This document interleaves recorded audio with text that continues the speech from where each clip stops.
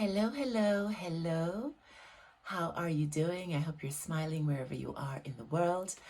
Today, I'd like to welcome you again to Twillspiration, where I share some insights with you, which I hope you can take into your life to empower yourself through your world of transformation to be better versions of yourself.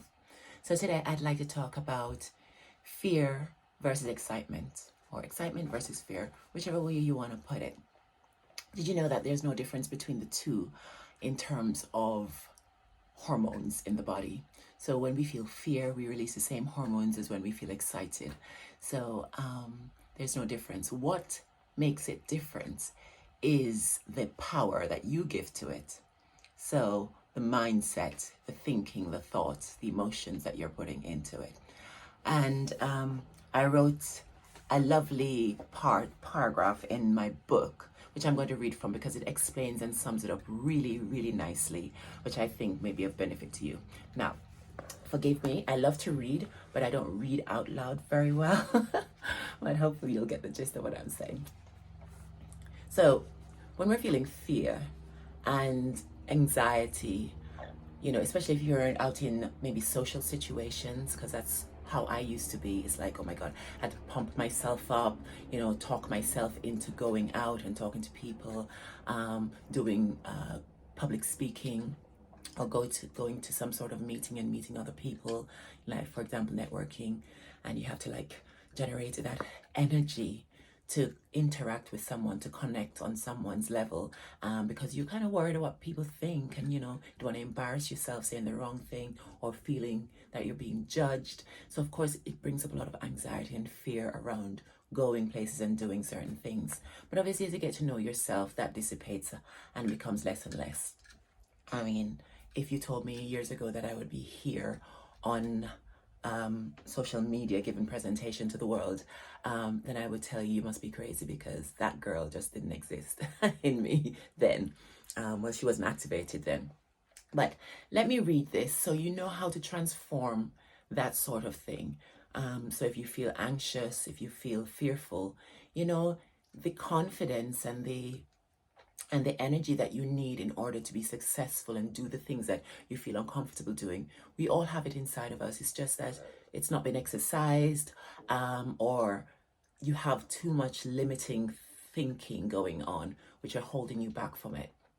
But if you understand how you can transform from one to the other quite easily, then maybe that'll be of help to you. It certainly helped me.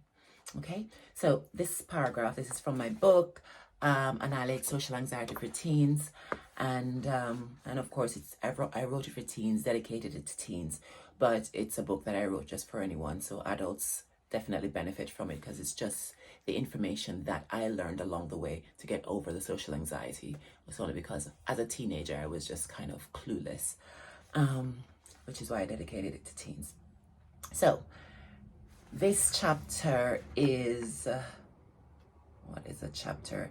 It's chapter 7. It's called Rewire and Fire, and the paragraph I'm reading from is called Transforming the Discomfort. So discomfort in social situations means that something feels new or unknown, and in those moments your thoughts can make it scary, or they make it exciting. Start conditioning yourself to know when the discomfort really is excitement confused by fear, because most of the time it is, because our natural state is to be excited, is to be wanting to express more of life. So when we start feeling fearful, that's usually some sort of limitation. It's not the truth about who you are, which is why you don't feel comfortable in it. Because when we feel truthful and comfortable in our space, we feel confident, we feel free, we feel excited. Okay, so not all discomforts indicate a real threat. In fact, if you change the thought around it, you will soon find that it is quite exciting and guiding you to a stronger version of yourself. The discomfort of anxiety and the buzz of excitement are both arousal states in the body, in the mind. They both excite your mind. So it is easy to get from one to the other. Anxiety is created from a story of resisting a perceived outcome, while excitement is created from a story welcoming that perceived outcome. So you see the difference? One is pushing it away and one is bringing it to you. So it's so easy. It's just a mindset change. It's like just flipping a switch and saying, let me think differently. But that's not always so easy. But let me continue reading. I think it might reveal itself. And there's an exercise that goes with it that will help you with this, which I used for a period of time, which did generate the feelings of excitement as opposed to anxiety and fear. Anxiety is created from a story of resisting the perceived outcome, while excitement is created from a story welcoming the perceived outcome.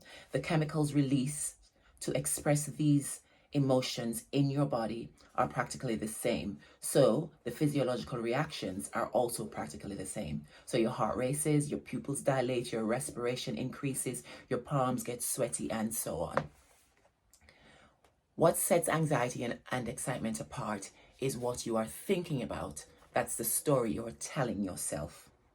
So the secret is changing your mindset to see an opportunity where you would usually see a threat. In other words, swap the story of anxiety or discomfort with one of excitement. Making the switch is especially useful when you need to keep your energy high, such as when you are presenting maybe to your colleagues or to friends, to your partners, and so on. For example, studies have shown that public speaking triggers anxiety. Attempting to calm yourself before the speech leads to poor performance, as the leap from high arousal state to a calm state is too great. So if you're in high anxiety, feeling really stressed out, like, oh my God, this is so scary, I'm so intimidated, I'm so terrified. It's hard to, people always say, just take 10 breaths and calm down. Sometimes that's more difficult. And according to studies, that doesn't really work as well. You don't get the same performance, the high level of performance that you're looking for. The performance becomes poor because your mindset is saying, oh my God, I'm so scared. And to calm yourself down, you're not really putting yourself in high performance. You're pulling the performance down. So, however, staying in the same level of heightened state of the high energy, because it's not necessarily high vibration anxiety, it's a lower vibration, but it's a heightened state. So staying in the heightened state, but switching from anxiety to excitement improves the performance. So that's according to a study done by Brooks in 2013. So using the technique called anxiety reappraisal, can be powerful for switching states if done well. And it's probably the simplest of exercise, which I'm going to go through with you now. So imagine you're going to be doing a presentation. Everybody hates public speaking. So, it's the number one fear, apparently, besides death. So imagine your day has finally arrived for you to do this public speaking, and you've got to present to your team. And you've been practicing, but you're completely freaking out about going on stage in front of everyone. You worry about all of the what ifs. You're shaking. You can't seem to calm yourself down. You keep saying to yourself, oh my God, I'm freaking out.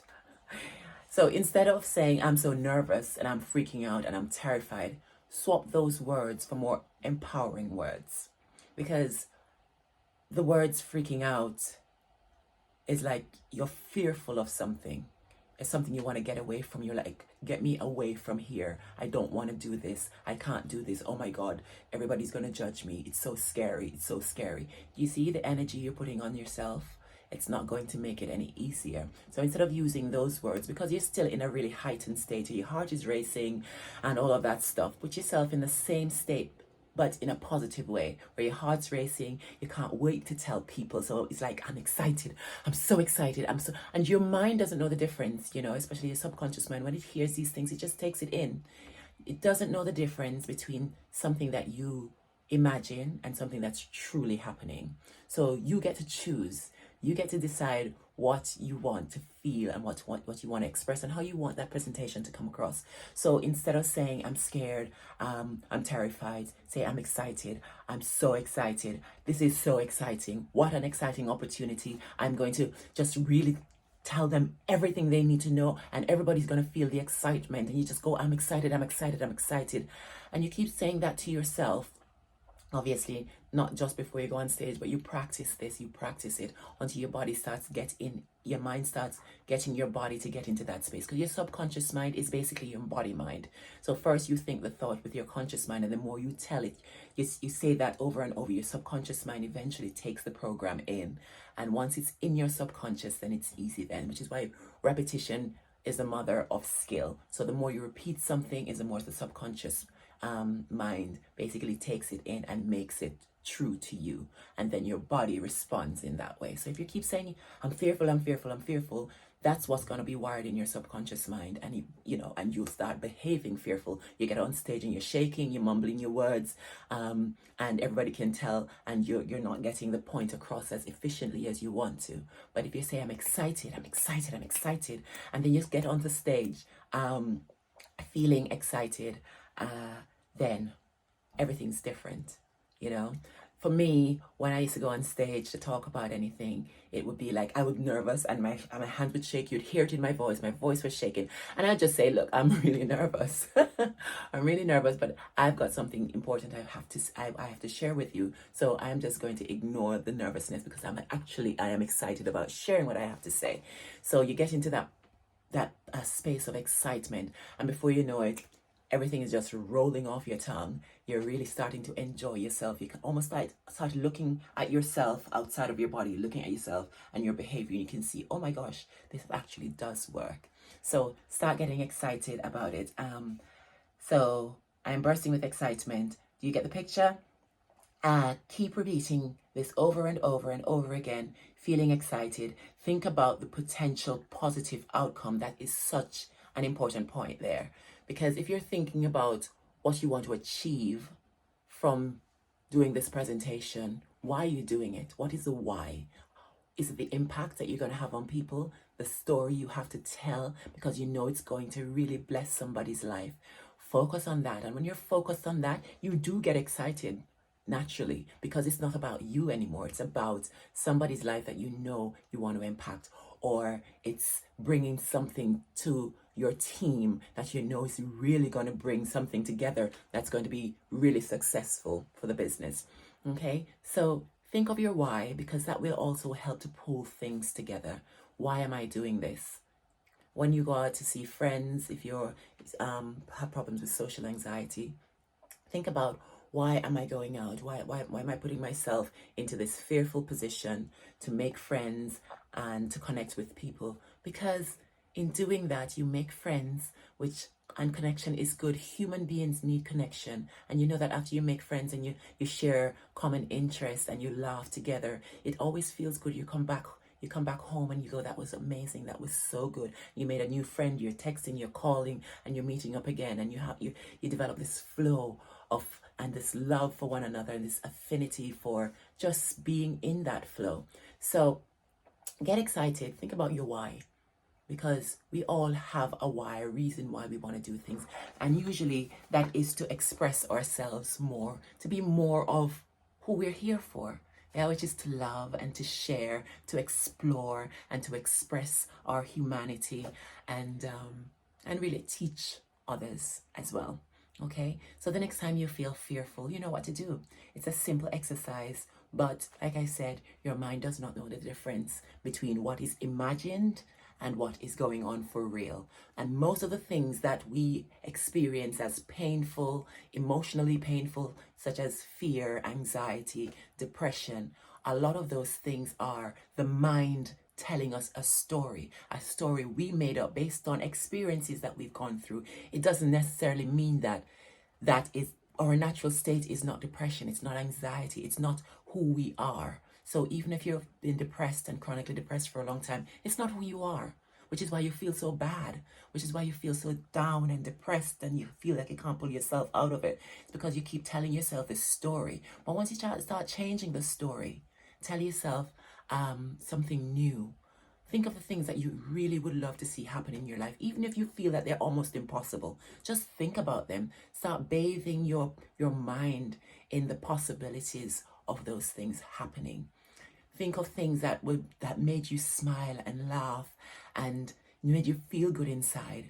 You know, if you've got kids, or you know people who have children, or you got pets, you know, kids and pets, they have no limitations. You know, they come with pure love, pure, ready to have fun and excitement, and we can learn from them and you know, glean from their energy, because that's how we all were born. We were born just like that, but obviously growing up in society and experiences and being taught by our parents and our peers have told us that that's not how it's supposed to be. You'll get your head out the clouds. I used to get told, you know, you're just wasting time, you're very silly and simple, and you know, so you start trying to think that life is really serious and everything has to be serious, and you got to take everything seriously. You got to work so hard, you got to do this, and everybody, you walk down the street and everybody's just got this look on their face. Nobody, you don't see smiles anymore. It's really sad because people just feel so oppressed, and it is not our natural state, and it just takes you thinking a different thought, you know, thinking that, oh, I'd love to travel this country and experience this thing and these people and make more friends, and we would laugh about this, and more interest in this and that. And just get your journal out and start turning the story around. Write the opposite story to the sad story that you've been playing over and over in your mind, rewiring your subconscious mind. And before you know it, you start feeling the joy and the love and the excitement and the freedom bubbling up again, because that's what we're here for. That's how we were created before we got beaten down with rubbish by the grown-ups in our lives that when we were children. Okay? Life is for enjoying. It's, you know, it's a beautiful, blissful experience when you wire yourself that way. Okay? I hope that makes sense. I think that was it. Yes, from that chapter. So swap your fears for excitement, because it just really is the same thing. And a lot of things that we feel, the actual opposite is the truth about us. Okay? So go through your day today intending to be excited, to fall in love with life again, because that's who you truly are. That's what you really want to feel at your core. Thank you so much, and I wish you a brilliant day of love and lots of light. Until next time, cheers.